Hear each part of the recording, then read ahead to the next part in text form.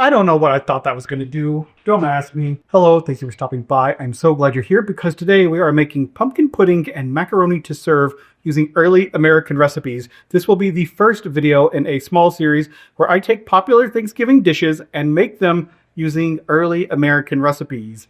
Today, for the pumpkin pudding, we are going to be using a recipe from the Virginia Housewife that was published in Virginia in 1860. And for the macaroni to serve, we're going to be using a little bit earlier recipe from Boston, 1832. And that is the cook's own book for that one. For the pumpkin pudding, we need to start with a little bit of prep work. The first line says to stew a fine sweet pumpkin till soft and dry, then rub it through a sieve. How I interpreted this was to buy some eating pumpkins, not carving pumpkins. It is still early in the season, so I got some golden acorn squash, which are little mini pumpkins, and they are pretty tasty. I cut these into chunks, uncooked, which I don't recommend, but I'm following the recipe. I just cut them into big pieces, stuck them in a pot, tried to use enough water to cover them without being too much, because I'm going to have to boil it all off. And I just started stewing them and left it on there until it boiled down into a puree. That is what I have here in this pot. I don't know if I have enough pumpkin or not. Too much pumpkin, I don't know. So with that boiled down, it eventually just sort of dissolved into a pulp. All the excess liquid drained off, and it came to a fairly thick puree. So I want to put that through a sieve. Oh, this is difficult.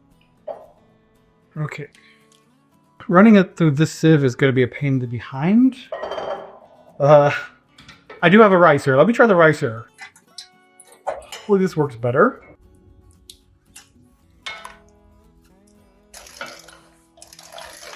I did look online for recommendations for how to cook pumpkin, and it seems the modern consensus is to just roast them for a while, and then when they come out of the oven, you can peel the skins right off. That would definitely save you this whole step. This is working. It's just annoying. What? Very annoying. I'm wondering if they recommended doing it this way because keeping a pot stewing would be a lot less work keeping your oven hot for roasting them. Okay, here we go. Well, looks like plenty enough for a pumpkin pie. I think perhaps this puree hasn't been cooked down quite enough. I'm going to cook it a little bit more. That will probably thicken it up and darken the color. While the pumpkin puree is cooking and thickening up a little bit more, let's go ahead and jump into the recipe. And for this, we're going to have to jump back and forth between the observations on puddings and cakes section and the recipe itself. They sort of support each other. It says, before a pudding or cake is begun, every ingredient necessary for it must be ready. It says, neglecting to be prepared will injure the final product. Wise words when you're baking. The oven must be in a proper state and the paste in the dishes or molds. So we have the oven preheated to 350 degrees and we need our pie pastry ready to go in our pie plates. That's going to be our next step. To make puff paste, I will be cutting this recipe in half. Sift a quart of flour. My sifter has pumpkin puree in it. Trying to dry it out. Sift a quart of flour. Leave a little out for rolling the paste. Make up the remainder with cold water into a stiff paste. This is like kind of similar to, but different from modern pie dough. It's an interesting recipe. It's sort of the predecessor to puff pastry and pie dough separately. I have a stiff paste and I'm going to knead it well. Now it says to roll it out several times. I am so interested to see how this comes out. And I don't know how thick to make this, but I don't know, this seems about right. Now it says from a pound of butter, divide it into 4 parts. Put one of them on the paste in the little bits, fold it up, and continue to roll it till the butter is well mixed. Doesn't tell us to refrigerate between rolls, just mixing the butter in. I mean, I guess it really is pretty similar to model puff pastry. Put another layer of butter, fold it up. Roll it out.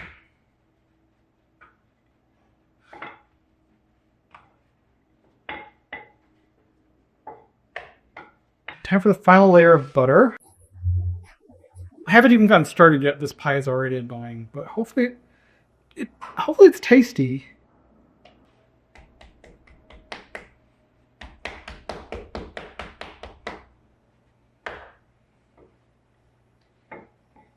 one last roll. Dough has become a lot more pliable to work with as I've rolled it, which is good. The pastry. So what I'm going to do now is take about 2/3 of it and set that aside for the crust, and about 1/3 of it to set aside for top decorations.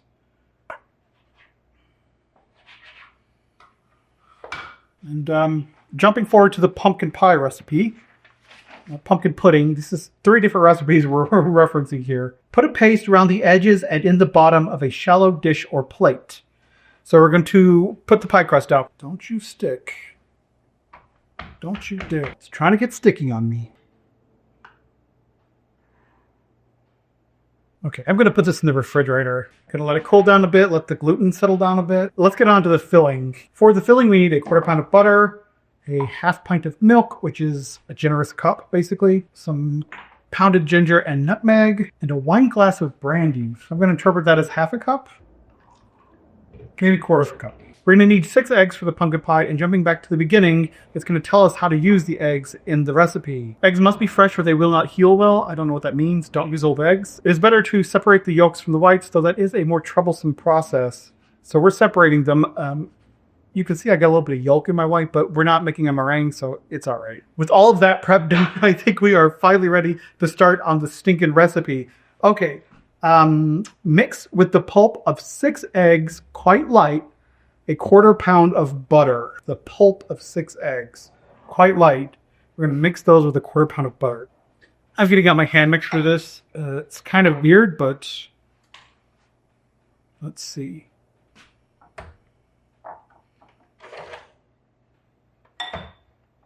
I don't know what I thought that was going to do. Don't ask me. Do not ask me what I thought that was going to do. I'm going to get this recipe made, and it's going to be delicious.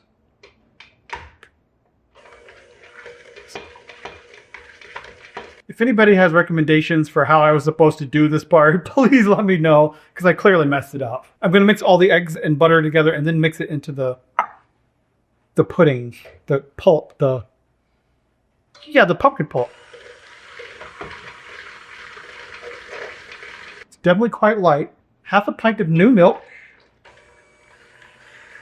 a little bit of powdered ginger, and a little bit of grated nutmeg. Okay. I'm going to mix this with the pumpkin puree.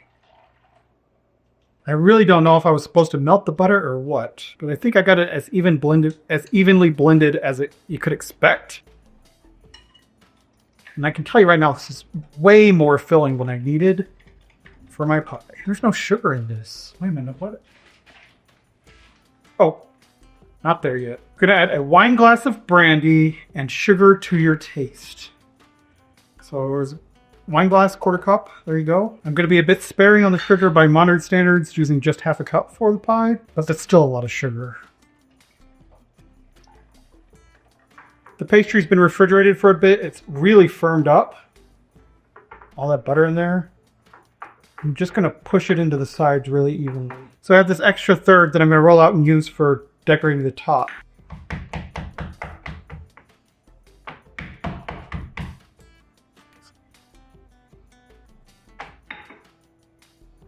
This is such a mess. I was not expecting this pumpkin pie recipe to be so chaotic and messy, and I hope you can keep track of what I'm doing. I'm going to pour in the filling. This filling is very, very liquid, but it has 6 eggs in there, so it should firm up. I have so much of it. I should have cut that recipe in half also. Now, what does it say? Cut some thin bits of paste, twist them, and lay them across the top. I don't know how they're not just going to sink into it.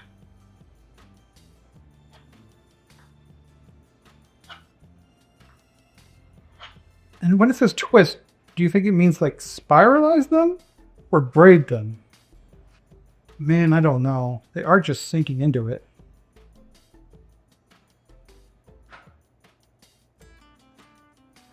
I do not know what to do with that part to keep them from sinking into the pie. That doesn't make sense. Unless I let it cook for a while and then lay them on at the end. But I'm going to put it in a moderate oven, 350 degrees.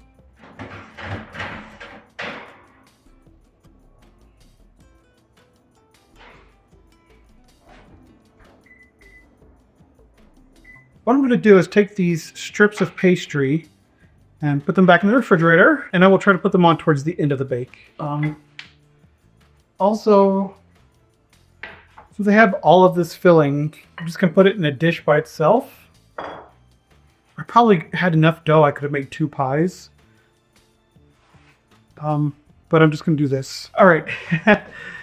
I'm going to clean this disaster up, let those pies bake, and I'll come back and we can start the mac and cheese while the pumpkin pie is cooling. After all the stress of making that pumpkin pie, I am ready for something a little bit easier, and this recipe promises to be that. It is from the cook's own book, 1832 Boston, and it is macaroni to serve. There are a couple of different variations. This one looked the most interesting to me. To start, it says simmer in a light stock with pounded mace and salt. So I just took some water, I put a couple of beef bouillon cubes in there, a little bit of salt, a little bit of ground mace, and I'm boiling the macaroni, and I think it is tender now. Don't let me strain it from the liquor. I tried not to go overboard on the broth because I didn't want to waste everything. All right, I had an idea, it didn't work. Let's try that again. This is 1 box of macaroni. Why I didn't do that from the beginning, I don't know. I have a colander. This is a 1-pound box of DiCecco macaroni. Elbows. I did want to try this out though because it was boiled in beef broth with a little bit of mace and salt. It's actually kind of tasty already. I like this idea. All right, so we got the macaroni boiled. When quite tender, take it out of the liquor, lay it in a dish. So the liquid it was boiled in, that's the liquor. I'm going to put it in a casserole dish. And it does not tell you how much macaroni to use. A box is 1 pound, that's how much I used. Grate over a good deal of cheese.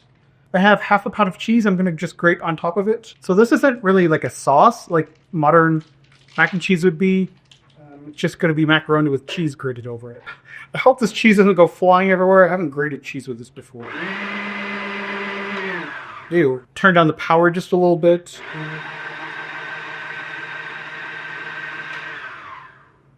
Right, pound of macaroni, half a pound of grated cheddar cheese. Just get those chunks in there. I'm going to eat that chunk. That pumpkin pie is almost done. But it will need to cool completely afterwards. Then over that, put grated bread, very fine. I'm going to interpret that as breadcrumbs. And I'm going to just sprinkle the breadcrumbs. These are plain breadcrumbs. Just try to get them evenly dispersed. What I think this is going to do is just sort of thicken the cheese up and hold it together as a layer. We'll see. Next, it says to warm some butter without oiling it, and then pour it from a boat through a little earthen colander all over the breadcrumbs. I think they just mean melt the butter, but don't clarify it. Warm some butter without oiling it, and then pour it. Maybe without boiling it? I don't know. I'm just going to put it through a colander or a sieve. A little earthen colander would have been like a little clay colander. I don't know why you're filtering it. As a matter of fact, I'm not going to do that. I got about half a stick of butter here. Then put the dish in a Dutch oven to roast the cheese and brown the bread of a fine color. The bread should be in separate crumbs and look light. That confused me. So I am going to, I did melt some more butter. I'm going to mix some breadcrumbs with it to make little crumbs and scatter them around. That looks about right? Yeah, look at that. That is much better looking.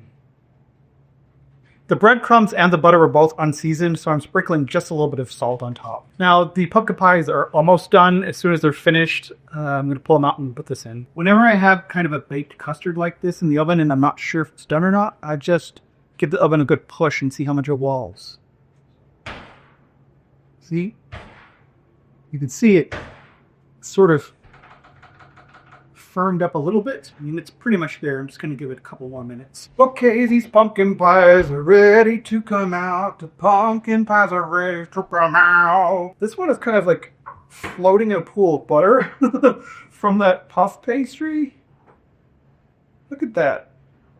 Because I didn't need to spray it down. They look tasty and well baked. Not some of them cool completely.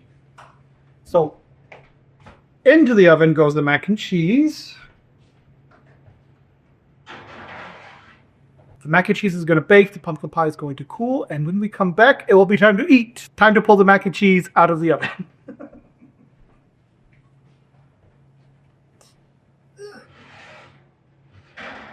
Well, smells tasty. Oh, that's tasty. Got a little bit of browning on the top. I didn't go crazy with it, but I'm hungry. I haven't had lunch and it's like 1:30. I may have made a brandy old-fashioned with some of the brandy I bought for the pumpkin pie. Should I let this set? I'm going to eat this right out the oven. Why not? Why not eat it super hot? Oh, I got to take pictures. Give me some corner piece here.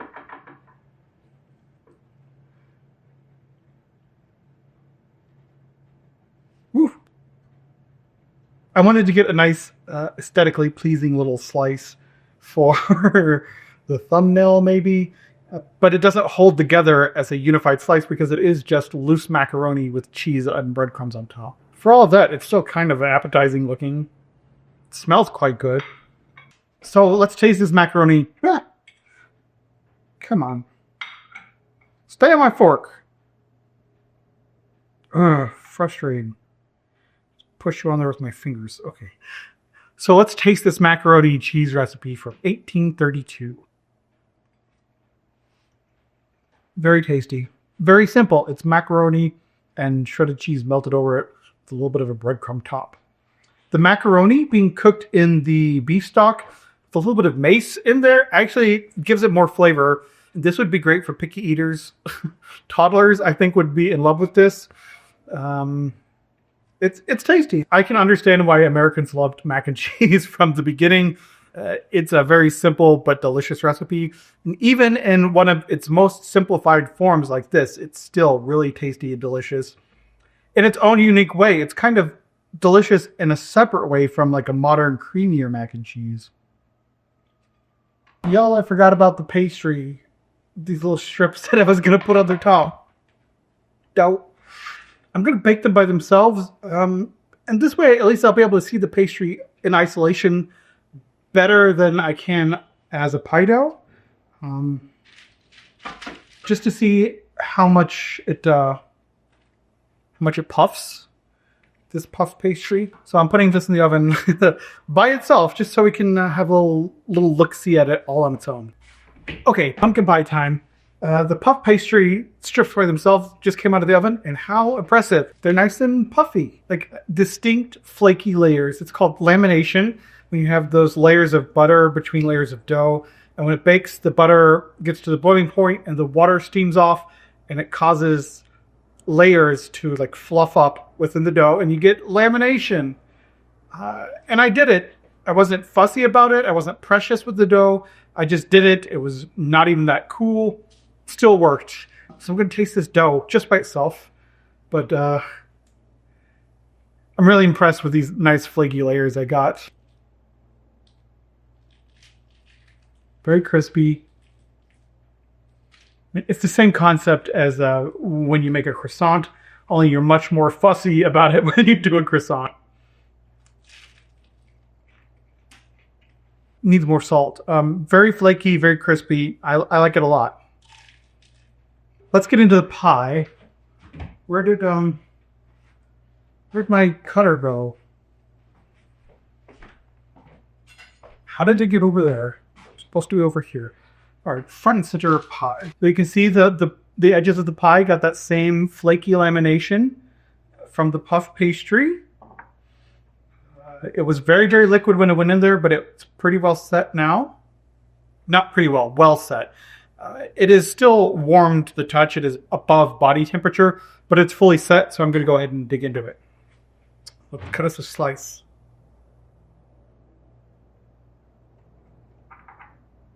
Having a little bit of trouble cutting through the puff pastry at the bottom. Very crisp. Let me get a knife. That is a crispy sounding pie. So hopefully this pastry will hold up and not fall apart. Oh yeah, look at that. It holds together very well.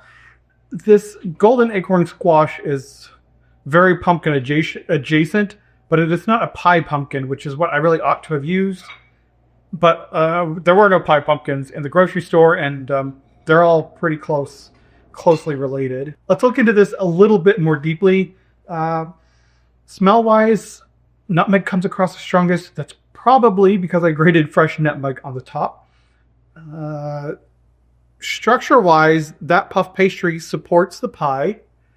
So if it's tasty to eat and it supports the pie, that's a win. Other than that, I get a little bit of a pumpkin-y, squashy sort of smell, just sort of vaguely autumnal. Maybe the brandy comes through in the odor a little bit. It's hard to tell. It smells like pumpkin pie. A little bit cleaner and fresher than most pumpkin pies, though, if that makes sense. The smell isn't quite as earthy as most pumpkin pies. There's no molasses, no brown sugar, nothing like that. So it's not as deep of a smell as some pumpkin pies I've tried.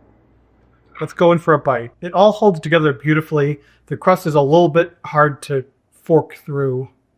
But if I were using a knife and fork like a civilized person, that wouldn't be a problem.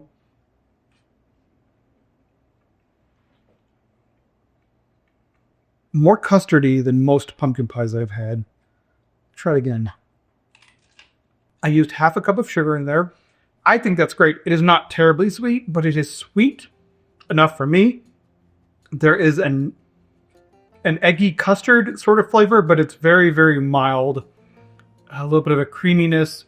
And then this fresh puree, this fresh pumpkin puree or acorn, butternut, golden acorn squash puree is very light, and there's mild vegetal flavor to it, but it's very, very pleasant. It's just kind of a lighter, cleaner version of a pumpkin pie compared to a modern one.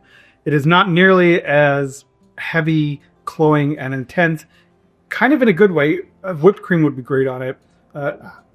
Don't get me wrong, there are times when I like a heavy, cloying dessert. I got no problems eating rich desserts, but I actually like this a lot for it not having as much richness. But this is really cool. It's really interesting and tasty and delicious. The mac and cheese is fine. It is what it is.